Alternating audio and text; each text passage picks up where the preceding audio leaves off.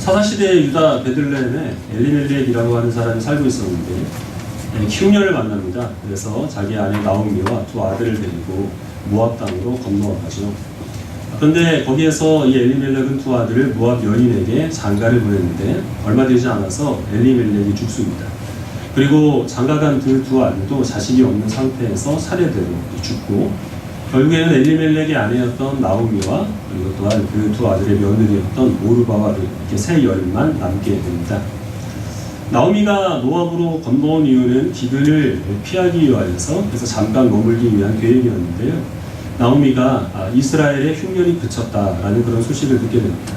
오늘 말씀 6절에 보면 여호와께서 그의 백성을 긍휼히 여기시사 그들을 기억하시고 그 백성에게 양식을 주셨다 하는 소식을 들었다라고 이렇게 되어 있죠.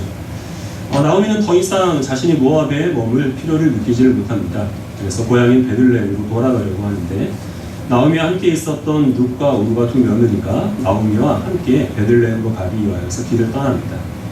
근데 이 룻과 오르바는 남편도 이미 죽었고 모압 사람이기 때문에 이 나오미와 함께 이스라엘로 갈 이유가 전혀 없는 것이죠.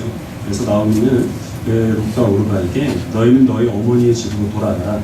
너희가 그동안 나에게 잘 대해줬기 때문에 하나님께서도 너희들을 선대하셔서 너희가 너희의 그 집에서 다시 새로운 남편을 만나 행복한 가정을 꾸리기를 원한다. 이렇게 여호와의 이름으로 축복을 합니다. 우리가 지난주 살펴본 신명기 말씀에서는 이스라엘 백성들은 모압 사람들을 어떤 식으로도 평안을 구하거나 축복해서는 안 된다라고 말씀하셨죠. 그러나 나오미는 정말로 이제는 그 두 며느리가 더 이상 이런 그 빚을 겪지 않고 행복한 삶을 살아가기를 하나님의 이름, 여호와의 이름으로 축복을 한 겁니다. 하지만 룻과 오르바는 우리는 어머니를 떠나지 않겠습니다 라고 이제 그렇게 얘기를 하죠. 그래서 이제 나오미가 뭐라고 하느냐 하면, 지금 내가 임신을 한 것도 아니고, 만약에 내가 오늘 새롭게 남편을 만나 결혼을 해서 아이를 낳는다고 하더라도 그 아이들이 언제 커서 너희들의 남편이 되겠느냐, 이런 말을 합니다. 이거는 신명기 25장에서 율법으로도 명시된 계대결혼, 형사취수제라고 하는 그런 풍습을 얘기하는 것인데, 형이 자식이 없는 상태에서 죽으면 그 동생이 그 형수와 결혼을 해서 끊어질 그 형의 대를 이어주고, 그리고 그 형수의 생계를 책임져주는 그 당시에 이제 일종의 사회보장 제도였습니다. 근데 그렇게 할 만한 그런 어떤 근거가 없기 때문에 너희들은 나와 함께 있어서는 안 된다라고 하는 것이죠. 그래서 오르바는 나오미에게 입을 맞추고 자기의 집으로 돌아갑니다. 하지만 룻은 끝까지 자기의 그 시어머니를 붙잡고 놓아주지를 않습니다. 그래서 이 나오미는 다시 한번 너는 모압 사람이기 때문에 너의 백성 그리고 너희들의 신으로 돌아가라, 이렇게 얘기를 합니다. 모압 사람들은 당시에 그누스라고 하는 우상을 비롯한 많은 신을 섬기고 있었는데, 너는 모압 사람이니 너희들이 섬기는 우상을 섬겨라 라고 이렇게 얘기를 하는 거죠. 근데 이 룻이 이렇게 얘기를 합니다. 어머니가 가는 곳에 나도 가겠고 어머니가 머무는 곳에 나도 머물겠습니다. 이제 어머니의 백성이 나의 백성이 될 것이고 어머니의 하나님이 곧 나의 하나님이 될 겁니다. 이런 말을 합니다. 룻기는 사이 좋은 고부관계에 대한 교훈의 말씀이 아니라 영적으로 우상을 섬기느냐 하나님을 섬기느냐 하는 그 선택에 대한 말씀입니다.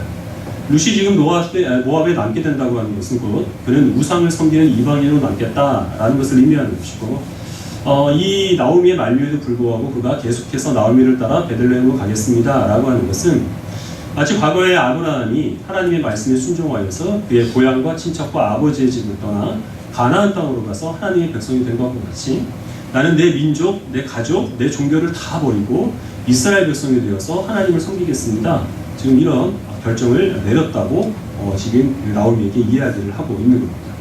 결국 룻은 나오미는 룻과 함께 고향인 베들레헴으로 같이 이제 돌아오게 됩니다. 아무리 시어머니가 잘해준들 남편도 없는 바람에 그 시어머니를 따라서 자기 국적도 바꾸고 종교도 바꾸고, 그래서 그 어머니의 고향으로 돌아갈 그럴 마음을 품을 며느리가 이 세상에 있을까요? 근데 룻은 그렇게 했다는 거죠. 그렇게 했을 때는 분명히 그럴 만한 이유가 있었을 겁니다. 성경에 그 이유에 대해서 낱낱이 나와 있지는 않은데 우리는 얼마든지 그런 이유를 또 유추해 볼 수가 있겠죠. 이 룻과 며느리는 외국인 며느리입니다. 룻과 오르바는 외국인 며느리입니다.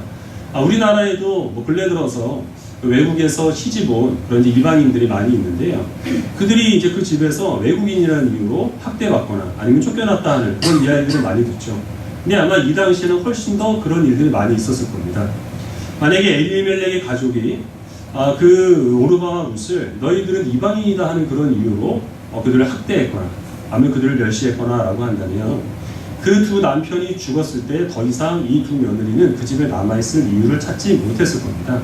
그러나 엘리멜렉의 가족, 특별히 나오미가 이들을 이방인이라는 이유로 멸시하지 않고 자기의 딸처럼 친절하고 다정하게 대해줬기 때문에 그래서 이들은 계속해서 시어머니와 함께 머물러 있기를 원했겠죠. 더 중요한 건 이들이 이 모압 땅에서 어떻게 신앙생활을 했겠느냐라는 바로 이 부분입니다. 제대로 된 신앙생활은 할 여건이 되지 못했을 겁니다. 실로에 있는 성막에 가서 제사를 드린다든지 하는 그런 일들은 이들이 하지 못했겠죠. 하지만 지금 나오미가 하는 그 이야기들을 보면 이 가족이 얼마나 여호와 하나님을 중심으로 바로 서 있는가 하는 것을 잘 알 수 있습니다. 나오미는 자기가 닥친 그 불행을 여호와 하나님께서 나를 치셨다 두 며느리에게 그렇게 얘기를 합니다. 그러나 너희들을 볼 때마다 내가 마음이 아프기 때문에 너희들은 고향으로 돌아가라 이렇게 말을 하는 것이죠. 이 말이 무엇이냐 하면 지금 이 엘리멜렉의 닥친 불행 그리고 나오미가 겪은 그런 모든 비극들, 아픔들 그 원인을 나오미는 자기 자신의 탓으로 여기고 있는 겁니다. 내가 잘못했기 때문에 하나님께서 내게 벌을 주신 것이다 라는 거죠. 지난주에 살펴본 것처럼 이것은 나오미의 오해입니다. 그러나 나오미의 입장에서는 얼마든지 그렇게 생각을 할 수 있겠죠. 근데 이렇게 생각하기가 쉽지 않다는 거예요.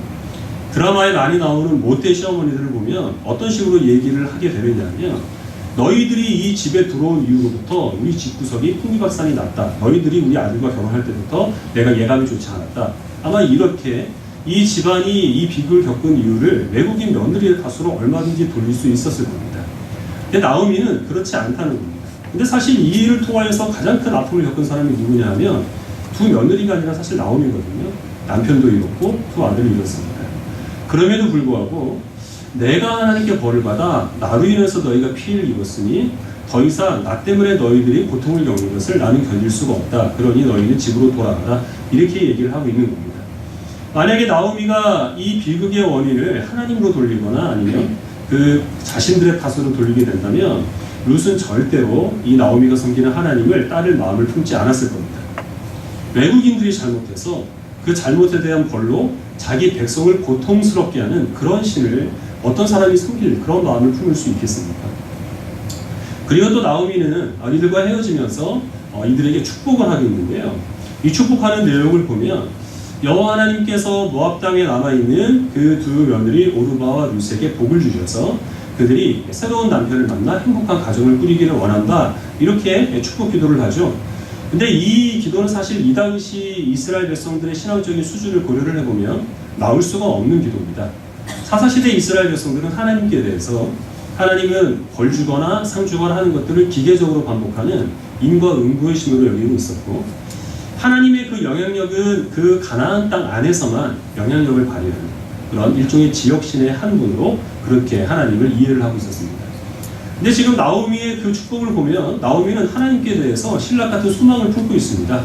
여호와 하나님께서 이스라엘 백성들을 불쌍히 여기셔서 그들에게 다시 양식을 허락하여 주셨다면 그 양식이 없어덕이던 이스라엘 백성과 같은 자신의 이 무너진 가정도 하나님께서 능히 회복시켜 주실 수 있을 것이라.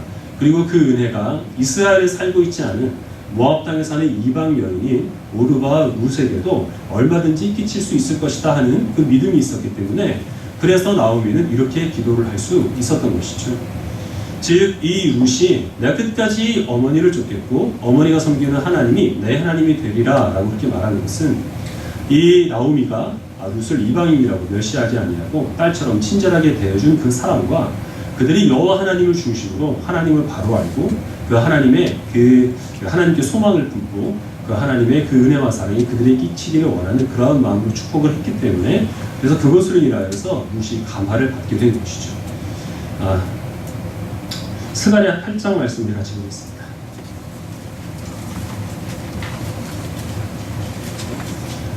신약성경 1320페이지입니다.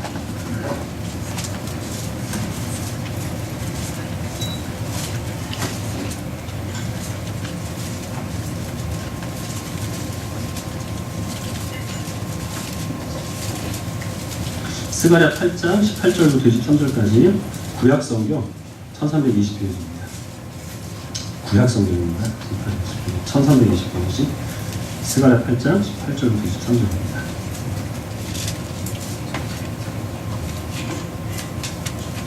18절을 제가 먼저 읽겠습니다.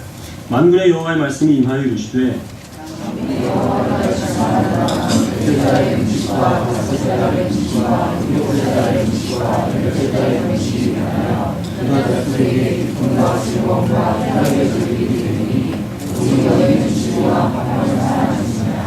만군의 여호와가 이와 같이 말한다. 다시 여러 백성과 많은 성읍의 주민이 올 것이라.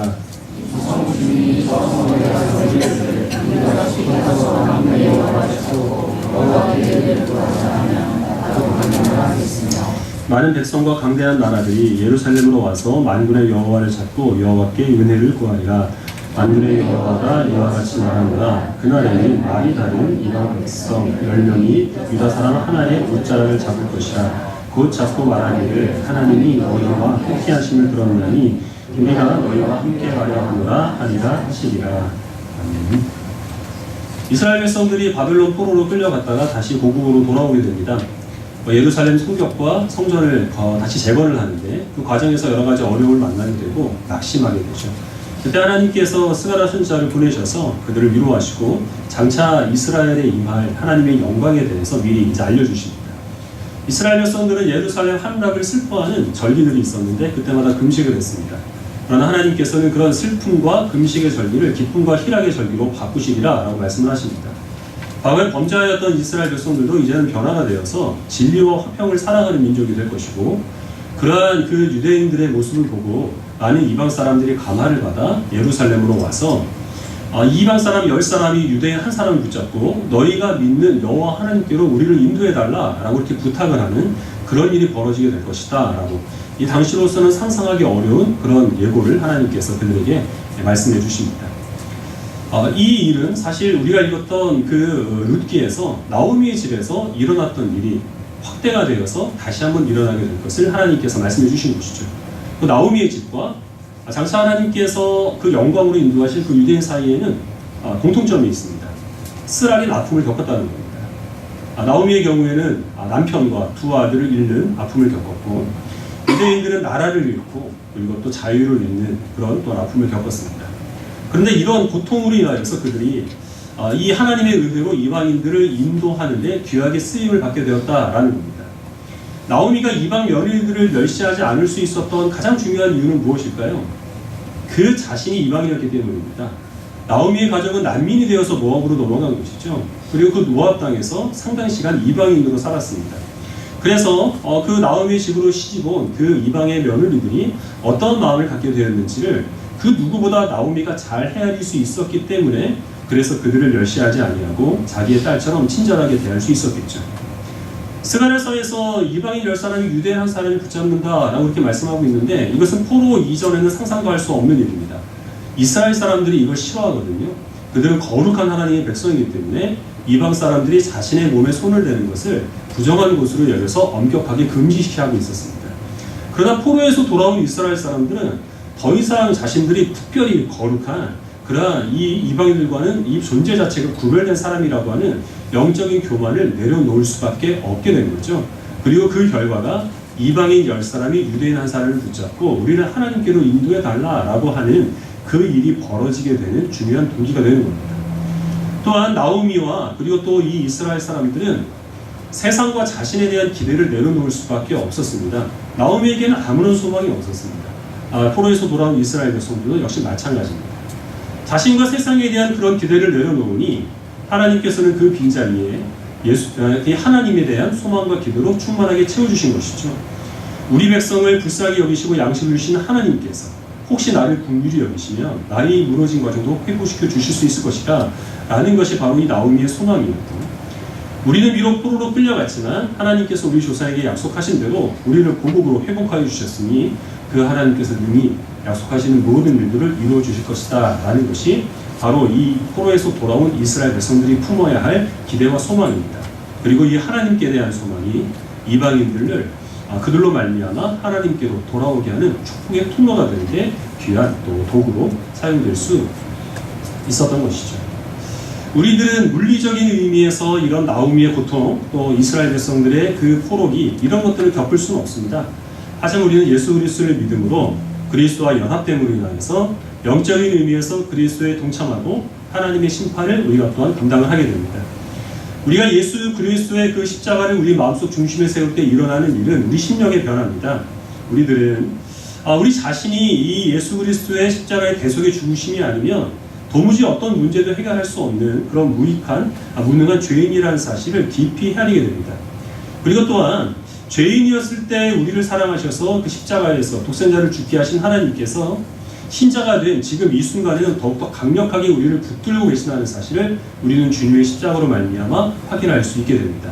그리고 그것은 우리의 삶 속에서 이 우리에게 있어서 모함 여인과 같은 그런 대상들을 대하는 태도를 달라지게 만든다는 것이죠. 우리들에게 있어서 이방인 같은 사람들이 있습니다. 사회적으로나 경제적으로나 신앙적으로나 존중하기 어려운 사람들이 있습니다.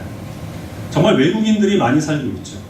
얼마 전만 하더라도 외국인들이 그렇게 많지 않았기 때문에 그 수가 적어서 우리들은 외국인들을 무시를 했는데 지금은 너무나 그 숫자가 많아져서 아무 데서나 외국인을 볼 수 있기 때문에 너무나 흔해져서 또 역시 마찬가지로 외국인들을 무시를 하고 있습니다.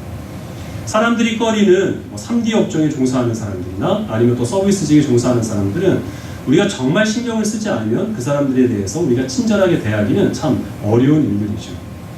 또 그 외에 여러 우리들의 어떤 학교 후배, 직장 후배와 같이 우리가 의식하기에 너무나 그 존재감이 미미한 그렇게 여겨지는 사람들이 우리 주변에는 많이 있습니다.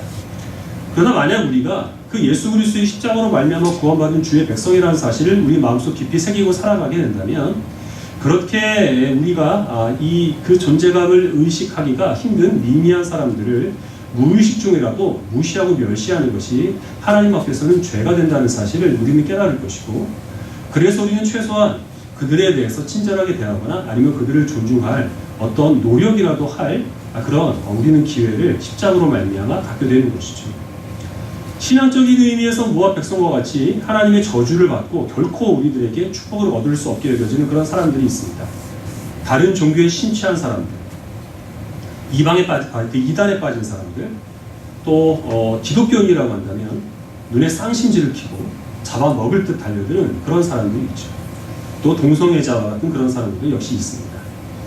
하나님께서 회복된 이스라엘 백성들이 진리와 화평을 사랑하게 된다라고 말씀하셨는데 이 말씀은 분별력을 갖게 된다는 말씀입니다. 진리라고 하는 것은 항상 옳고 그름을 가르기 때문인 것이죠. 그래서 우리는 이 성경에서 증거하고 있는 여호와 하나님 외에 다른 신을 섬기면서도 그 신을 내가 하나님으로 섬기고 있다라고 그렇게 주장을 한다든지 하나님께서 세워주신 창조 질서에 어긋나는 행동을 하는 사람들을 다양성으로 인정해서는 안 되는 겁니다. 그것은 죄악이고 결코 우리의 삶 속에서는 용납해서는 안 돼 하나님 앞에 범죄가 되는 행위들입니다. 하지만 동시에 우리는 화평을 사랑해야 되는데 그것은 우리가 그런 사람들에 대해서 정죄하고 그런 사람들의 습관을 본받지 않아야 될 의무는 있지만 그것을 풀어가는 과정들은 화평을 이루는 것이 되어야 한다라는 것이죠. 이 모압 여인과 같은 결코 하나님의 은혜를 받을 수 없는 구제불능의 죄인들도 하나님의 은혜로 인하여서 주의 백성이 될 수 있다면 우리 또한 역시 마찬가지로 그들에 대해서 우리가 증오하거나 아니면 그들을 또 우리가 이 저주하는 그런 행동에서 떠나서 그래도 불쌍히 여기고 그들을 위해서 한 번은 더 기도할 수 있는 그런 마음을 품게 될 겁니다. 우리가 또한 그런 마음을 통하여서 하나님께서는 많은 하나님의 사랑을 알지 못하는 그런 또 잃어버린 영혼들을 주님께로 인도할 기회를 또한 우리들에게 얻게 되는 것이죠. 신앙생활을 하시면서 여러분들이 이 전도에 대한 부담을 느끼지 않으셨던 분은 한 분도 안 계실 겁니다. 우리들은 많은 이야기를 듣습니다. 전도하는 것은 예수님의 지상 명령이고 이 전도를 하지 못하는 성도들은 발을 낳지 못하는 묵은 닭과 같다. 우리가 이 신앙인으로 살면서 몇 명을 전도했느냐에 따라서 우리가 천국에 가서 황금 면류관을 쓰느냐 개털 모자를 쓰느냐가 갈려지게 되고 또 지금도 전국에서 혼자 수백 명을 전도한다는 전도왕들의 그런 이야기들을 우리는 많이 듣죠. 그런 이야기들을 너무 자주 듣다 보니까 이제는 별다른 자극도 받지 않을 만큼 이제 무뎌지게 되었는데 제 개인적인 경험에 의하면 전도를 강조하시는 그런 목사님들 치고 정말 정작 그 자신이 전도를 잘 하시는 분은 아직까지 저는 만나지는 못했습니다. 다른 사람에게 전도를 하라는 말씀만 잘 할 뿐이죠. 전국 각지에서 전도 왕이고 또 이 사람들이 몇 명을 전도했다라고 주장하는 사람들, 그런 전도 왕들에 의하여서 전도를 받았다는 그 사람들의 숫자를 다 더하면 우리나라 인구를 넘어선다라고 하는 그런 이야기가 있습니다. 그건 물론 이제 과장된 이야기인데, 교회로 사람을 데리고 오는 것과 그 성도가 신앙 안에서 뿌리를 내도록 양육하는 일은 전혀 다른 차원에서 이루어지는 일이라고 하는 것이죠. 무엇보다 중요한 것은 무엇이냐면 예수 그리스도의 지상 명령은 전도하라가 아니라는 겁니다. 주님께서 남기신 최고의 명령은 너희는 서로 사랑하라라는 사랑의 명령입니다. 전도에 대한 열정을 갖고 있다고 하더라도 그 근거가 사랑이 되지 않을 가능성은 얼마든지 많이 있습니다. 이런 태도로 전도를 할 수 있죠. 너희는 죄인이고 나는 의롭고 나는 천국과 지옥에 대한 지식을 갖고 있지만 너희는 모르기 때문에 너희를 불쌍히 여겨 내가 전도해 준다.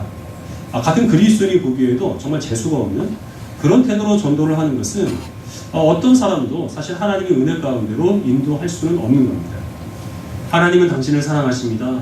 하나님은 당신을 향한 놀라운 계획을 갖고 계십니다. 하나님은 합력하여 선을 이루시는 분이고 당신은 사랑받기 위해서 태어났습니다. 이런 이야기들은 사실 우리가 전도를 하면서 많이 내세우는 문구들입니다.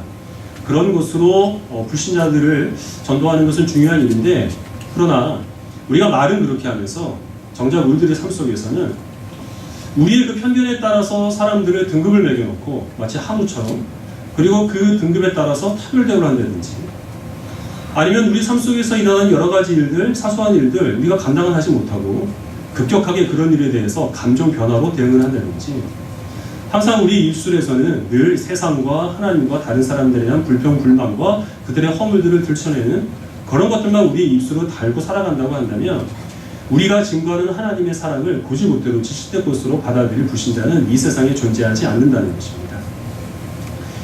오늘 이 우리가 읽은 룻기에서 나오미가 룻에게 단 한 번도 너 개종해라, 너 하나님 믿지 않으면 지옥 간다, 이런 이야기를 하지 않았다는 사실 우리는 주목을 해야 됩니다. 물론 그렇다고 해서 우리가 믿지 않은 사람에게 예수 그리스도를 믿으십시오, 예수 그리스도 믿지 않으면 당신은 구원받을 수 없습니다 하는 그런 이야기를 하지 말아야 한다라는 의미는 아닙니다. 나오미는 이 당시에 예수 그리스도를 통하여서 이방인들을 구원하실 하나님의 계획에 대해서 몰랐기 때문에 강권하지 않은 것이죠. 그러나 우리는 알고 있기 때문에 때를 얻든지 못 얻든지 그리스도로 말미암아 주어지는 구원의 은혜를 우리는 전할 책임이 있습니다. 그러나 이 룻이 나오미에 의하여서 감화가 된 것은 나오미가 그에게 무엇인가를 강요했거나 나오미가 감언 이슬로 그를 미혹했기 때문에, 그래서 나오미가 여호와를 따기로 결정한 것은 룻이 여호와를 따르기로 결정한 것은 아니라는 것이죠.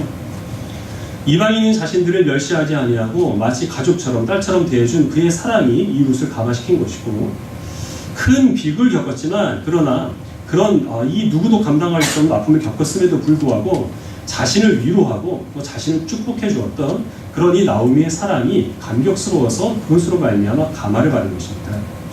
극단적인 절망 가운데 있었지만 그런 슬픔 속에서도 어떻게든 그 사랑하시는 하나님께서 그 백성들을 긍휼히 여겨주시고 그 가정을 회복시켜 주실 것이라는 그 소망을 놓지 아니하는 이 나오미의 그 믿음이 룻으로 하여금 여호와 하나님을 따기로 결정하도록 만들었다는 사실을 우리는 기억해야 할 줄 압니다. 성경에는 한 구절만 더 보겠습니다. 베드로전서 3장 13절부터 17절입니다.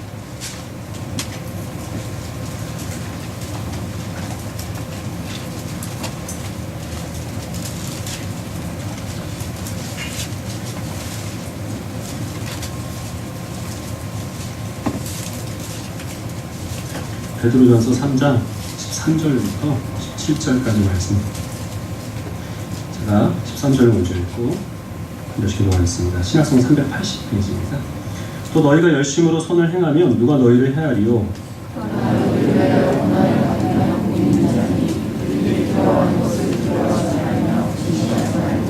너희 마음에 그리스도를 주로 삼아 거룩하게 하고 너희 속에 있는 소망에 관한 이유를 묻는 자에게는 대답할 것을 항상 준비하되 온유와 두려움으로 하고,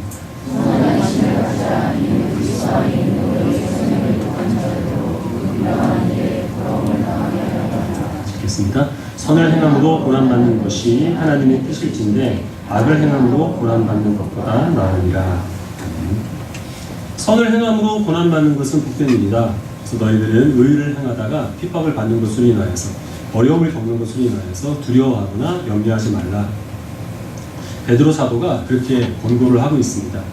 자기가 나쁜 일을 저질러서 벌받는 것은 당연한 일이겠지만 억울한 일이 없겠지만 선한 일을 행하다가 어려운 일을 당하고 하나님을 잘 섬기면서도 불행한 일을 겪게 되는 것은 이해할 수가 없는 일이죠. 충분히 이것은 하나님을 원망할 만하고 낙심하고 두려워하거나 염려할 만합니다. 근데 그런 일이 있음에도 불구하고 우리가 평안함을 유지를 하고 하나님께 계속해서 감사를 드리고 오히려 다른 사람들을 위로하는 이런 일을 하게 되면 그것을 보는 하나님을 알지 못하는 사람들은 이상하게 여긴다는 것이죠. 그래서 혹시나 그런 사람들이 당신에게 당신은 도대체 무엇 때문에 이런 일을 당하면서도 그렇게 평안할 수 있습니까? 라고 묻거든 대답할 것을 준비를 하되 건방지거나 교만하게 하지 말고 겸손하고 온유하고 그리고 또 두려운 마음으로 우리 마음속에 있는 소망을 증거하라 라고 그렇게 베드로는 권면을 하고 있습니다. 하나님께서 아브라함에게 너는 복의 근원이 될 것이다 라고 약속을 하셨습니다. 룻은 또 나오미는 이방 여인인 룻을 하나님께로 인도를 하였고 포로에서 돌아온 이스라엘 백성들은 진리와 화평을 사랑함으로 또한 하나님의 그 영광을 만방에 드러내는 그 일을 하게 됩니다. 이 일들은 거저되는 것이 아닙니다. 이 사람들이 이런 일을 하기까지 하나님께서는 그들을 많은 시련과 또 환난과 고난으로 연단을 시켜온 결과 그런 결과 그들이 축복의 통로로서의 그 일을 잘 감당을 할 수 있게 된 겁니다. 우리들이 많은 사람들을 하나님께로 인도하고 살아계신 하나님의 그 능력과 지혜를 증거하는 것은 물론 우리가 말로도 해야 되는 것이지만 말로만 할 수 있는 것은 아닙니다. 우리가 삶을 살아가는 태도가 우리가 믿고 있는 하나님을 증거합니다. 특별히 우리들이 우리 앞에 있는 원치 않은 일들, 우리가 못마땅히 여기는 사람들, 그런 어떤 여러 가지 우리가 기뻐하지 않는 일들을 대하는 태도가 우리가 정말 참되고 진실된 하나님을 믿고 있는 신앙을 갖고 있는지를 세상 사람들에게 증거하게 된다는 사실을 기억하시길 바랍니다.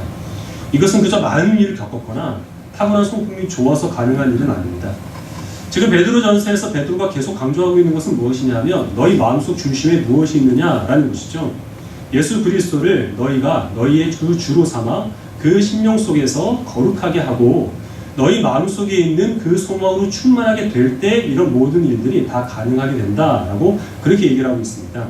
예수 그리스도께서 우리 마음속 중심에 계시고 우리가 세상에 있는 욕심을 따르지 않고 주님께서 우리에게 주신 소망으로 우리의 심령을 충만하게 채울 때 그때 비로소 우리들은 우리가 잘되고 형통한 일들 뿐만 아니라 우리가 여러 가지 어렵고 힘든 일들을 겪는다고 하더라도 그것을 통해서도 하나님께서 살아계시고 하나님께서 지금도 여전히 그 백성을 찾는다는 사실을 얼마든지 증거할 수 있다. 그렇게 성경은 증거하고 있습니다.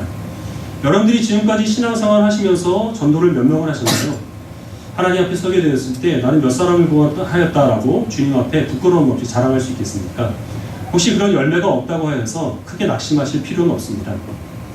제 경험에 의하면 직접 통계를 내본 것은 아닌데 성도가 교회를 떠나거나 아니면 신앙을 떠나는 그 이후에 80% 또는 90% 정도는 하나님께 대해서 신앙하기보다는 사람에게 신앙했기 때문입니다. 여러분들이 오늘 예배를 드리시면서 옆에 보시면 가족이든지 아니면 지체든지 지난주에 앉아 계셨던 분들이 그대로 앉아 계실 거예요. 교회는 이상하게 지정석이라는 게 있잖아요. 늦게 와도 여기가 내 자리입니다. 그러면 비켜주는 게 희한한 교회 아닙니까? 교회에서 일어날 일 아닙니까? 지난주에 앉아 계셨던 분들이 역시 변함없이 그 자리에서 예배를 드리고 계신다면 적어도 여러분들은 그분들에게 실망을 드리진 않았다는 증거입니다. 지난주에 예배를 들은 분 오늘 안 보이는데? 라고 해도 당황하지 마십시오. 다른 자리에 앉아 계시거나 다음 주에 얼마든지 오실 수 있습니다. 이 일들은 물론 적극적으로 우리가 하나님의 그 이름을 증거하는 일은 아니지만 소극적인 의미에서도 얼마든지 우리는 이 일들을 감당할 수 있게 된다는 것입니다. 나눔과 섬김의 교회가 지금까지 건재할 수 있었던 이유는 여러분들의 마음속에 예수 그리스도를 주로 삼아 거룩하게 하셨고 주님께 주신 소망으로 그 심령을 충만하게 채우셨기 때문에 비록 그것이 드러나는 일이 아니라 은밀하게 이루어진 결과 그래서 우리 교회가 건재할 수 있었다는 것이죠. 물론 하나님께서는 조금 더 담대하고 조금 더 적극적으로 이 일을 감당하기를 원하실 겁니다. 세상에는 룻과 같은 사람이 많습니다. 하나님의 은혜를 알지 못하는 많은 사람들이 있는 가운데 하나님께서 우리를 나오미로 보내십니다. 우리의 할 일은 우리 마음속 중심에 예수 그리스도를 세우는 겁니다. 주님께서 주신 소망으로 우리가 충만케 되어서 그것을 증거할 그런 마음의 준비를 갖고 겸손하게 세상에 나아가게 되는 것입니다. 그 일들을 통하여서 많은 하나님의 잃어버린 백성들을 주님의 은혜 가운데로 인도하는 데 부족함이 없는 축복의 통로가 되시기를 주님의 이름으로 축원합니다. 아멘. 기도하겠습니다.